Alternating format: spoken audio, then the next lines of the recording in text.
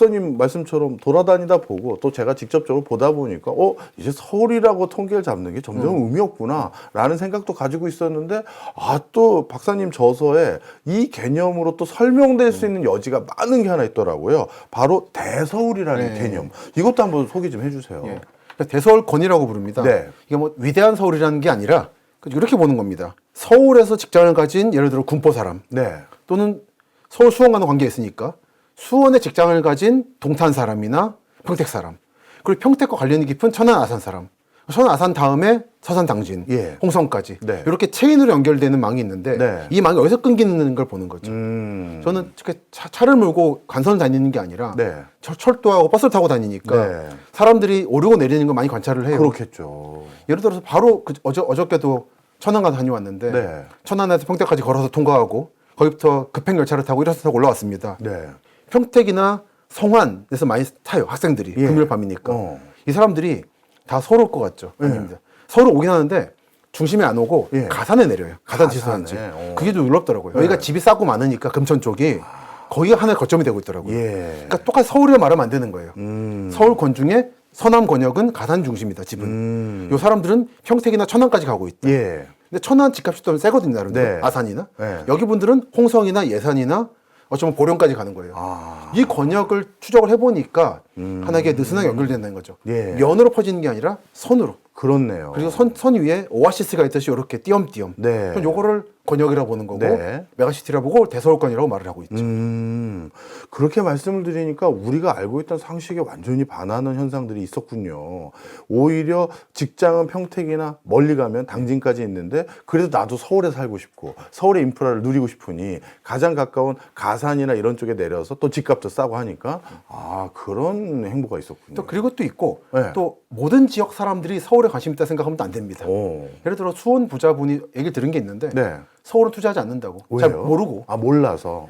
그래서 자기 수원만 투자한다고. 아니면 그 수원 권역인 오산이나 화성까지만 투자한다고. 그런 권역들은 존재합니다. 생활권은. 근데 그게 생활권이 중첩되는 거죠, 계속.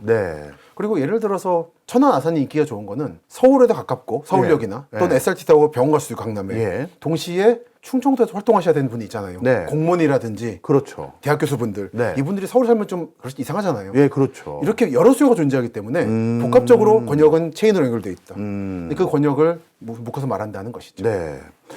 자연스럽게 이제 메가시티 얘기를 여쭤볼 수 있게 된 것 같아요. 어떻게 보면 부동산의 흐름이라든가 흥망성쇠를 설명할 때 생활권이라고도 하고 권역이라고도 하고 이제 이런 부분인데 많은 국가에서 특히 우리나라도 이제 인구 구조의 변화라든가 저출산 고령화 또 산업 구조의 변화에 부응하는 새로운 도시개발, 국토이용 또는 뭐 도시의 미래의 모습을 이제 만들기 위해서 메가시티라는 개념을 활용해서 아니면 이 단어를 막 정치적으로도 활용해서 뭐 5만 가지 사업들이 일어나거든요.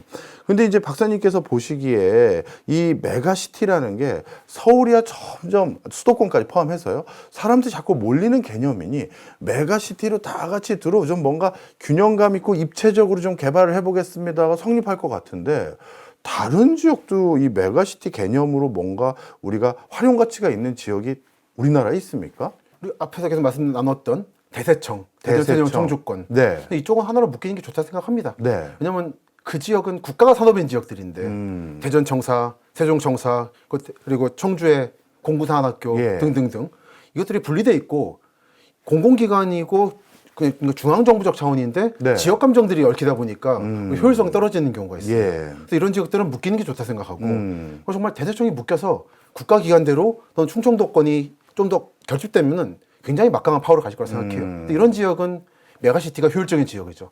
다만 이거를 기계적으로 두 지역 장들끼리 사이가 좋아서 해보자로 으쌰으쌰 한다고 되는 게 아닌 거다. 그 기반 감정이라는 게 있는데 그게 충남 충북이 좀 많이 다르고 쉽지 않다. 마찬가지 의미에서 이른바 요즘 한동안 시끄러웠던 부울경 메가시티라든지 이것도 각 단체장들이 사이 좋으실 때는 잘하다가 바뀌고 나니까 사라져 버렸잖아요. 그리고 이제 부산과 울산과 포항에 알력관계도 존재한다고 좀 소문은 듣고 있습니다. 내가 대장이 되고 싶은 마음. 그렇기 때문에 전 현재 정치권에서 말해지는 또는 행정이 말하는 메가시티는 대부분 논의가 의미가 없다 생각해요. 그렇게 돼야 되는 건 아닌 거고 정말 시민들이 너무 불편해서 정말 저거 좀 붙여라 할 때 되는 거죠. 그 대표적인 게 예를 들어 저는 서울시에 대한 교통총량제라고 보는데 경기권에서 서울로 들어오는 버스의 총량을 규제하잖아요. 예. 이게 맨날 되게 힘들잖아요. 경기도 시민들. 그렇죠. 근데 그러면은 사람들이 차를 사요. 그럼 길이 더 막혀요. 예. 이게 과연 서울시가 바라는 건가? 일반 시민을 괴롭히고 차를 몰고 출퇴근할 수 있는 중산층만 서울에 오라는 얘기인가? 예. 이런 게 정말 시민들의 메가시티를 향한 시민들의 이익에 반하는 행정이라 생각하는 거예요. 이런 거 과감히 풀어서 우리 버스가 더 오게 해야죠. 네. 그리고 차는 막고 그렇게 하는 것이 저는 시민들의 이익이 맞다고 보고 이게 1단계는 시민들의 생활권을 편리하게 만들고 2단계에서 정치적인 논의로 통합을 하든지 돼야 되는 건데 네. 순서가 늘 반대로 봅니다. 한국에서는. 네. 사실 책에서는 이제 메가시티라든가 이런 인구구조 변화에 대한 행정구조 개편 등에 대해서 상당히 많은 중간중간에 계속 나오거든요. 그래서 제가 독자분들께 소개해드리기 위해서 여쭤본 것도 있지만 오늘 박사님 오시길래 제가 개인적으로도 궁금한 게 있어서 여쭤보려고 했던 건데 예를 들어서요.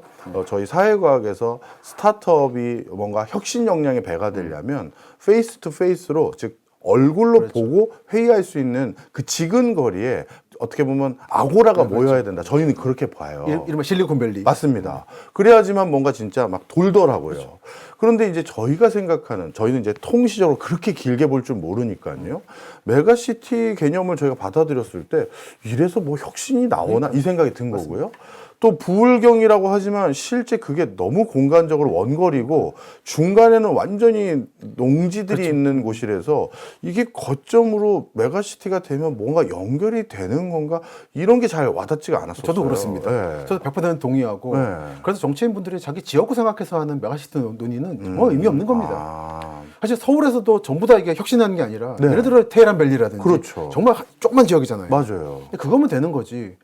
본인들 이렇게 붙인다고 되는 게 아닌데라 생각을 하는데 이게 선거철이라 네, 그렇게 그렇죠. 이해하고 있습니다. 그냥. 알겠습니다. 여러분들도 또 이 너무 믿고 싶은 마음은 알지만 그렇죠. 우리 객관적으로 이건 아니다 싶으면 그 정치인에게 다른 공약 가져오세요라고 하시는 게 훨씬 더 득이 되실 거다 이렇게 보고 말씀드립니다.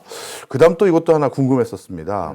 책 곳곳에 도시가 그동안 발전해왔던 가장 키포인트 됐던 변화 그리고 앞으로 발전상을 예측하는 데 가장 중요한 키포인트 변화 중에 중요한 요소로 당연히 교통을 꼽으셨는데 그 교통 중에 굉장히 또 중요도를 높이시는 게 모르겠습니다. 제 선입견인지 모르겠습니다만 철도를 정말 중요시 여기시더라고요. 맞습니다. 맞나요? 맞습니다. 그럼 뭐 가장 잘 보여주는 부분이 철도 왜 중요하냐를 예. 서해안 고속도로를 말씀드릴 수 있겠는데요. 늘 막히죠. 예. 분명히 만들어져 가지고 태안반도라든지 충남 서해안이나 전라도 쪽에 큰 혜택을 줬으나 예. 늘 막혀서 예. 특히 버스를 못 타잖아요. 그쪽으로는. 맞아요. 분리차선도 없고. 예. 그래서 사실은 이동을 포기하는 경우가 많습니다. 저도 개인적으로 답사를 많이 가야 되는데 그쪽을 철도가 없어서 계산을 못 해요. 시간 계산을. 근데 철도의 핵심 뭡니까? 정시성. 근대는 시간이죠. 예. 그 산업혁명이 시작된 영국 잘 아시겠습니다만 사람들이 런던의 시간과 요크의 시간 달랐잖아요. 네. 그러다 철도가 와서 시계를 맞췄다는 거 아닙니까? 네. 우리 모두가 같은 시간을 살고 있다는 거를 처음으로 각인시켜준 예. 국가의 탄생인 거죠. 예. 그렇기 때문에 철도는 저는 무엇보다 정시성이라고 생각합니다. 한 시간에 한 대가 오든 6시간 한 대가 오든 명확하게 나는 이걸 계산할 수 있다라는 네. 거. 근대는 계산이잖아요. 그렇기 때문에 철도는 이 자체가 근대 국가의 핵심이라고 생각하는 겁니다. 그렇네요. 생각해보니까 우리 인류가 발명한 교통수단들 중에서 정시성을 지키는 아직까지 유일한 수단이네요. 그렇습니다. 비행기랑 배도 날씨 달라지면 그렇습니다. 제때 못 되니까요. 아, 그래서 이렇게 철도가 중요했었군요. 그럼 박사님께서 우리나라 여러 도시들 중에서 철도의 가장 큰 수혜를 본 도시, 나는 이 도시를 꼽습니다 하면 어딜 꼽으세요? 뭐 꼭 개인적인 거는 아니고 모두가 아십니다만 오송과 천안 아산 주변이죠. 오송, 천안, 아산. 그러니까 이 도시가라고 하면 그렇고요. 네. 청주 중에서 서북부인 오송, 네. 천안 아산에서 딱 중간에 끼어 있는 천안 아산역 주변. 예. 그리고 최근에 인구는 빠졌지만 관광으로 크고 있는 익산 같은 곳. 아. 이런 것들은 혜택을 많이 보고 있죠. 예. 구미 김천은 상황이 좀 다른 게 예. 정말 이제 구미 공단이 있는 쪽에 고속철도 만들거나 예. 혁신도시 만들었으면 좋았을 텐데 네. 김천과 구미의 중간에 놓다 보니까 네. 좀 어중간해졌죠. 그럼 거기도 좀 위치가 조금만 달랐었으면 혜택을 볼 수 있는 지역이 아니었을까. 그 정도 같습니다. 천안, 아산과 오송이 가장 혜택을 크게 보는 것 같아요. 네. 서울에서 1시간 내잖아요. 그러면 이제 이렇게도 한번 질문 드려볼게요. 왜냐하면 책을 읽는 분들 중에서는 또 그게 힌트가 돼서 또 노후나 재테크에 이용하려는 분들도 계시니까요. 간간이 철도를 분명 놨는데 크게 흥하는 이슈를 작용하지 않았던 도시들은 어딜 꼽고 이유는 뭘로 꼽으세요? 예를 들어 진주 같은 곳은 철도로 관련이 별로 없었죠. 예전부터 여러 철도 놨었고 네. 원래 식민지 때 대삼선이라고 있었습니다. 대삼선. 대전 삼천포선. 왜냐하면 일본이 부산항에서 일본으로 오는 게 있고 예. 목포에서 있었고 예. 여수 통영이 있는데 삼천포를 키우려고 그랬어요. 그래서 한때 포항제철이 삼천포 갈 뻔했습니다. 그래요? 그러다 마지막에 박태준 회장이 요청을 간 건데 네. 그 정도로 중요한 곳이었거든요. 근데 중요할 때는 대전, 진주, 삼천포 라인 같은 사회권이에요. 진주, 삼천포는. 네. 근데 이게 컸을 텐데 삼천포가 일본어 끊겨버리니까 예. 의미를 상실해버리고 삼천포 역만 만들고 예. 철도를 안 났습니다. 그래서 60년대에 박정희 대통령이 놨는데 진삼선이라고 예. 진주 삼천포선 예. 거기에 비료 공장 만들면서 이제 제사 비료화학기였습니다. 예. 그래서 사비선이라 그러는데 예. 근데 이미 대교통망의 한복판이 아니라 땅 끝으로 가는 라인이다 보니까 진주는 사실은 철도 재미를 많이 못 봤죠. 그리고 조만간에 생길 역 중에 네. 큰 의미가 없을 것 같은 게 달빛 내륙철도. 예. 몇 번 지적하시는 거 저도 봤어요. 예. 네. 제가 느끼는 거지만 더 잘하시겠습니다만 한번 계획이 세워지면 끝내 만들어내야 한이 풀리는 것 같더라고요. 지역민들이나 공무원분들은. 네. 내 앞에 있는 서류도 해결해야 된다. 근데 그게 만들어서 혜택이 있냐 없냐는 다음 차원의 문제고. 네. 근데 결국 될 것 같지 않습니까? 된다고 해서 순창이라든지 곡성 이런 지역들이 관광이 좀 오는 건 이상으로 클 것인가 저는 좀 회의적으로 봅니다.